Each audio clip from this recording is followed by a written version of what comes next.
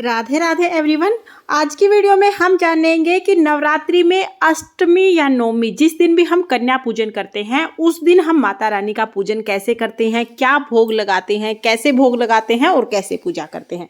यानी अष्टमी नवमी की पूजा की संपूर्ण विधि आपको आज की वीडियो में देखने को मिलेगी, तो वीडियो को आप अंत तक जरूर देखें। देखिए, चाहे आप अष्टमी के दिन कन्या पूजन करें या आप नवमी के दिन कन्या पूजन करें, पूजा विधि सेम रहती है। कन्या पूजन वाले दिन भी सुबह हमें चौकी से फूल वगैरह हटा लेने हैं, चौकी को साफ कर लेना है। तो अभी चौकी को मैंने साफ कर लिया है। इसके बाद जल के छींटे लगाकर हम शुद्धिकरण कर लेंगे, यानी सभी को भाव रूप में स्नान करा देंगे। उसके बाद देसी घी का दिया हमें जलाना है। अगर आपने अखंड जोत जलाई है तो फिर आप जोत में घी डाल दीजिए, और अगर अखंड जोत नहीं जलाई है तो छोटा दिया आप नॉर्मल जैसे रोजाना जलाते हैं वैसे जला लेंगे। सभी को हम तिलक कर देंगे। रोली से हमें सभी को तिलक करना है, और अगर आपने नवग्रह बनाए हैं तो नवग्रह को आप रोली का छींटा लगा दीजिए, दूर से ही हम उनको तिलक कर देंगे, या सूखी रोली आप समर्पित कर दीजिए। दिए को भी हमें तिलक लगाना है, और तिलक लगाने के बाद फिर हम चावल समर्पित करेंगे।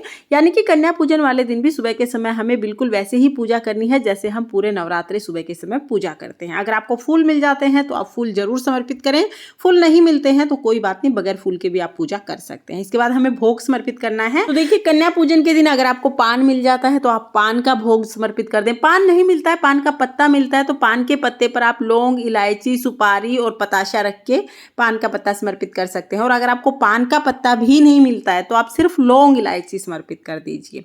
तो यहाँ पर मुझे पान का पत्ता मिल गया है, तो पान के पत्ते पर सुपारी, लौंग, इलायची और एक पतासा रख के मैं माता रानी को ये समर्पित कर दूंगी। तो पान हमने समर्पित कर दिया है। और जैसे कि मैंने बताया, पान ना मिले कोई बात नहीं, सिर्फ लौंग, इलायची भी आप समर्पित कर सकते हैं। इसके बाद हमें भोग समर्पित करना है। तो कन्या पूजन के दिन हलवा, पूरी, चने का भोग बनाया जाता है। माता रानी को हलवा, पूरी, चने का भोग बहुत अधिक प्रिय है। तो आप चाहें तो आप सूजी का हलवा बना सकते हैं, या आप आटे का हलवा भी बना सकते हैं। आप चाहें आप खीर भी बना सकते हैं, लेकिन हलवा, पूरी, चना हमें जरूर बनाना है। तो हलवा, पूरी, चने का भोग बना के सबसे पहले हम माता रानी को भोग समर्पित करेंगे। उसके बाद हम कन्याओं को भोजन कराएंगे, कन्या भोज करा देंगे। तो पहले हम माता रानी को भोग समर्पित कर देंगे। जो भी ऋतुफल आपके पास हो तो आप ऋतुफल का भी भोग समर्पित कर सकते हैं। उसके साथ ही हम जल का भोग समर्पित करेंगे। और अब देखिए, गाय के गोबर से बना हुआ एक उपला लेना है, छोटा सा उपला। इसको जला के हम अग्नि प्रज्वलित कर लेंगे। गैस के ऊपर रख के आप इसे जला सकते हैं। अगर आपको गाय के गोबर से बना उपला नहीं मिलता है तो आप कपूर जला सकते हैं, क्योंकि अग्नि में भोग समर्पित करना बहुत जरूरी होता है नवरात्रि में। तो यहाँ पर हमने गाय के गोबर को जला लिया है, अग्नि प्रज्वलित कर ली है। अब इसमें हम भोग समर्पित करेंगे। कन्या पूजन के दिन तो आप ये छोटा सा हवन जरूर करें। सबसे पहले घी की आहुति हम देंगे ताकि अच्छे से अग्नि प्रज्वलित हो जाए। उसके बाद 2 लौंग के जोड़े हम चढ़ाएंगे। तो देखिए, इस तरह से 2 लौंग एक साथ हम ले लेंगे, फूल वाली लौंग होनी चाहिए। एक जोड़ा हमने चढ़ा दिया है। उसके बाद हम दूसरा जोड़ा चढ़ाएंगे। हमारे यहाँ पर 2 जोड़े चढ़ाए जाते हैं, किसी किसी यहाँ पर 1 जोड़ा चढ़ाया जाता है। फिर हम जो हमने हलवा पूरी लिया है, हलवा, पूरी, चना, इन सभी चीजों का भोग हम अग्नि में समर्पित करेंगे। अग्नि में भोग समर्पित करते हैं तो भोग सीधा माता रानी को मिलता है, इसलिए अग्नि में आप भोग जरूर जरूर समर्पित करें। उसके बाद हाथ जोड़कर माता रानी से भोग ग्रहण करने के लिए निवेदन करेंगे। और फिर हम जो पान अगर आपने चढ़ाया है तो पान को भी हम इसी अग्नि में समर्पित कर देंगे। तो देखिए, मैंने पान का पत्ता चढ़ाया तो इसको इस तरह से बीड़ा सा हम बना लेंगे, इसको बिल्कुल फोल्ड कर लेंगे। लौंग इसके ऊपर मैं लगा दूंगी तो ये बिल्कुल फोल्ड हो जाएगा अच्छे से। अब इसी को जो हमने हवन किया है, जो हमने अग्नि प्रज्वलित की है, उसमें हम समर्पित कर देंगे। तो यहाँ पर देखिए, अग्नि में इसी का भोग मैं लगा दूंगी। इस तरह से नवरात्रि में अष्टमी या तो नवमी के दिन, जिस दिन भी कन्या पूजन होता है, उस दिन हवन किया जाता है। अब थोड़ा सा घी और थोड़ा कपूर हम डाल देंगे ताकि अच्छे से अग्नि प्रज्वलित हो जाए। फिर धूप दीप दिखाएंगे। उसके बाद फिर हमें आरती करनी है। तो अगर आपने अखंड जोत जलाई है तो आप कपूर से आरती कर लीजिएगा, या तो अलग से दिया जला लीजिए। और अगर आपने नॉर्मल दीपक जलाया है तो आप उसी से आरती कर सकते हैं। बहुत ही प्रेम पूर्वक पहले गणेश जी की आरती करेंगे, उसके बाद हम माता रानी की आरती करेंगे।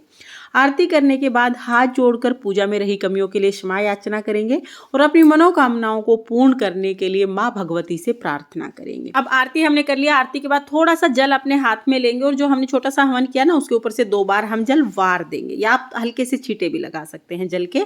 जल इस तरह से हमें जरूरी होता है अग्नि को दिखाना। उसके बाद जो जवारे आपने बोए हैं उनको भी आप सींच दें। तो जवारे जैसे आप रोजाना सींचते थे उसी तरह से हम जवारे सींच देंगे। और जो जल का लोटा है वो हम सूर्य देवता को अर्घ दे देंगे। तो सुबह का पूजन इस तरह से हो जाएगा। पूजा के बाद हम कन्याओं को भोजन करा देंगे, कन्या पूजन करेंगे हम। और देखिए जो हमने भोग में हलवा पूरी चना चढ़ाया है, हो सके तो आप ये गाय को दे दें। अगर आपके आसपास गाय नहीं है तो जब कन्या पूजन करेंगे तो कन्याओं को भी आप ये प्रसाद स्वरूप खिला सकते हैं। और जो आपने ऋतुफल चढ़ाए हैं वो भी आप कन्याओं को बांट सकते हैं।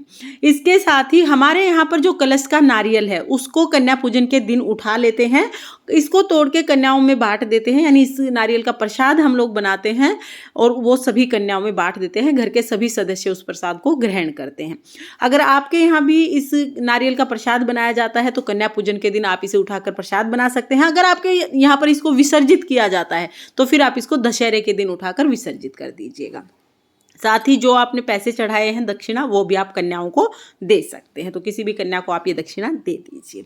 तो इस तरह से बहुत ही सरल तरीके से अष्टमी और नवमी के दिन पूजन किया जाता है। और जैसा कि मैंने आपको बताया, चाहे आप कन्या पूजन अष्टमी के दिन करें या नवमी के दिन करें, कन्या पूजन के दिन हमें पूजा इसी तरह से करनी होती है। और इसके बाद फिर हम लोग ये पूजा करके उसके बाद फिर हम कन्या पूजन करते हैं, कन्याओं को भोजन कराते हैं।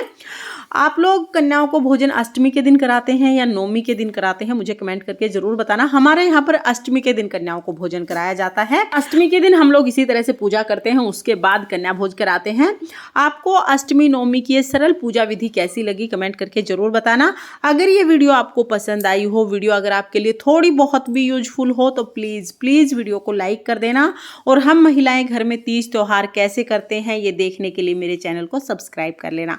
चौकी हमें कब उठानी है, कैसे उठानी है, इसका वीडियो भी आगे आपको चैनल पर मिल जाएगा। ये नवरात्रि आप सभी के लिए मंगलमय हो। फिर मिलते हैं किसी और वीडियो के साथ, तब तक के लिए जय माता दी, राधे राधे।